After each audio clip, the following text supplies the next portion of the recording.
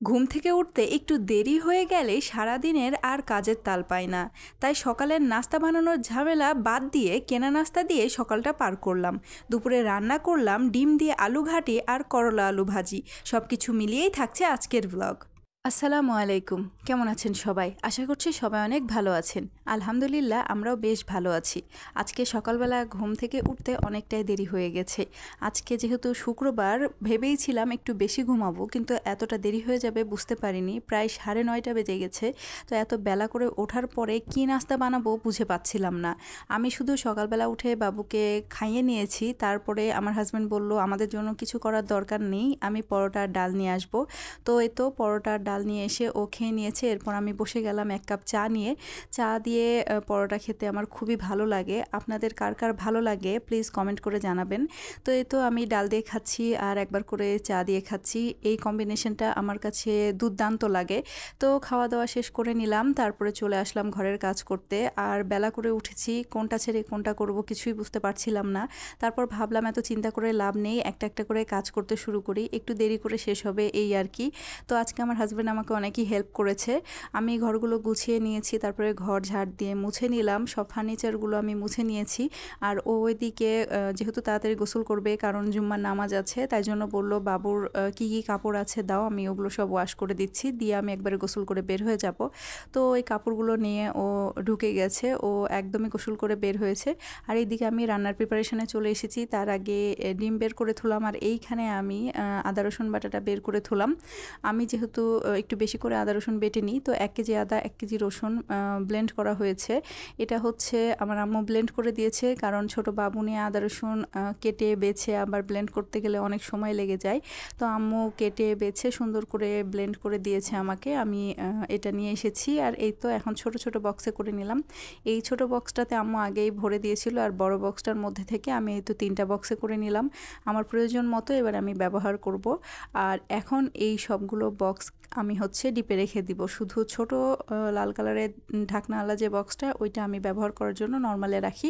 বাকি সব মশলাগুলো আমি ডিপে রেখে দিব। এই সব মশলা দিয়ে মোটামুটি আমার 2 মাস চলে যাবে। আর এরপর আমি ভাত চাপিয়ে দিয়েছিলাম, ভাত রান্না হয়ে গেছে রাইস কুকারে।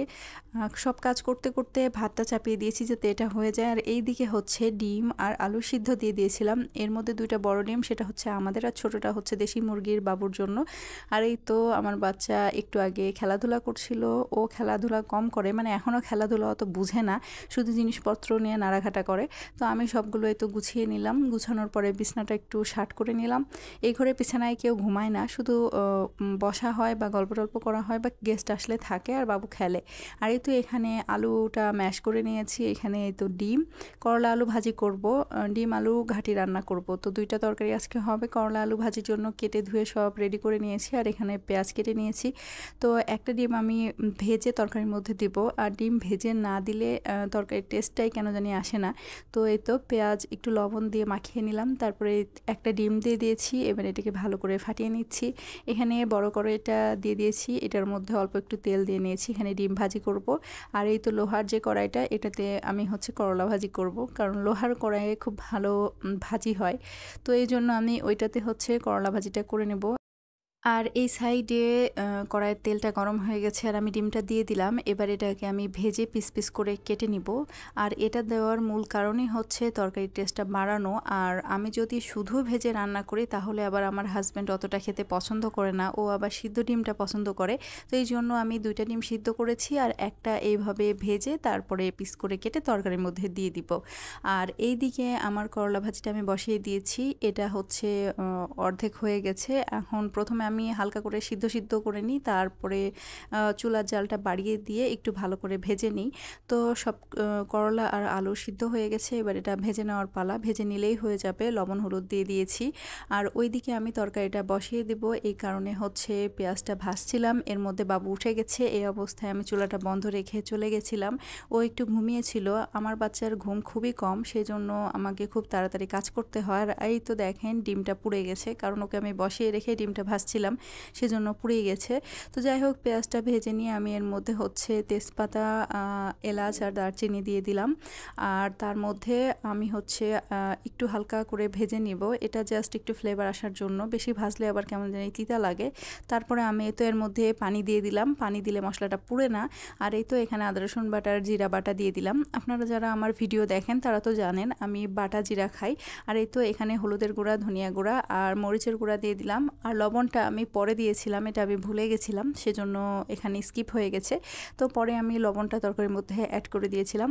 এবার এই মশলাটাকে খুব ভালো করে কষিয়ে নিব। মশলা যত কষাবেন ততটা হচ্ছে তরকারির টেস্ট বাড়ে, এটা তো সবাই জানেন।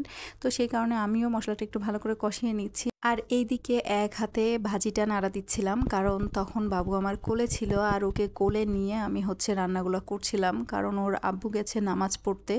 তো এই সময়টা একটা গৃহিণীর জন্য খুবই কষ্টকর হয়ে যায়, যাদের এরকম ছোট বাচ্চা আছে, কোলে নিয়ে রান্না করতে হয় বা রান্নার সময় বাচ্চা অনেক বিরক্ত করে, কিন্তু কিছু করার নেই।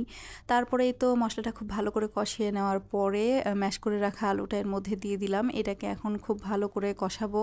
আর হচ্ছে এরকম ঘাটি জাতীয় জিনিস যত কষানো যায় তত বেশি ভালো লাগে। তো আমার হাতে তো খুব বেশি সময় নেই, যতটুকু পারি ততটুকু কষিয়ে নিব, কারণ ওর আব্বু এসে আবার খাওয়া দাওয়া করবে। আর আমি এখন পর্যন্ত গোসল করতে পারিনি। তো বাবু ভেবেছিলাম 2 ঘন্টা মতো হয়তো ঘুমাবে, কিন্তু আমার বাচ্চার ঘুম আসলেই অনেক কম। ও প্রায় 1 ঘন্টা মতো ঘুমিয়েছে, তারপরে উঠে গেছে। আমার রান্নাবান্নাটা কমপ্লিটও হয়নি। আসলে এভাবে একা হাতে বাচ্চা সামলে সংসার সামলানো খুবই কঠিন, যারা আমার মতো আছেন তারা তো অবশ্যই বুঝবেন। তো যাই হোক, এখানে অল্প একটু পানি দিয়ে এটাকে কষানোর জন্য থুয়ে দিলাম। এটা কষতে থাকুক, ওইদিকে আমি বাবুকে একটু খাইয়ে নিই। ঘুম থেকে ওঠার পর ওকে আর আমি কিছু খাওয়াতে পারিনি, এবার খাওয়া দাওয়া করে নিব ওকে। আর এই দিকে হচ্ছে ভাজিটা হয়ে গেছে, আমি চুলাটা বন্ধ করে দিব। তারপরে এই তো আমার তরকারিটা হয়ে গেছে, এর মধ্যে আমি ডিমগুলো দিয়ে একদম ফুটিয়ে নিয়েছি, সেটা আর আমি শ্যুট করতে পারিনি। তারপরে এই তো এর মধ্যে আমি গরম মশলা গুঁড়া দিয়ে দিলাম, এটাকে হালকা একটু নাড়া দিয়ে দিব। তারপরে এটা আমি এখন পাত্রে ঢেলে নিব। আর এরপর আমি হচ্ছে গেছিলাম সব ক্লিন করার পরে গোসল করতে। গোসল করার পরে আমরা এবার খাওয়া দাওয়া করে নিব। তো এই তো এখানে আমি তরকারিটা নিয়ে চলে এসেছি এই রুমে, কারণ প্রচণ্ড গরম পড়েছে। তো ভাত তরকারিও যেহেতু গরম গরম, তো ভাবলাম হচ্ছে ফ্লোরে বসে আমরা এসি ছেড়ে খেয়ে নিই, না হলে খাওয়া যাবে না। আর এই তো এখানে হচ্ছে করলা আলু ভাজি আর এই তো ভাত। এখন আমরা দুজন মিলে খাওয়া দাওয়া করে নেব।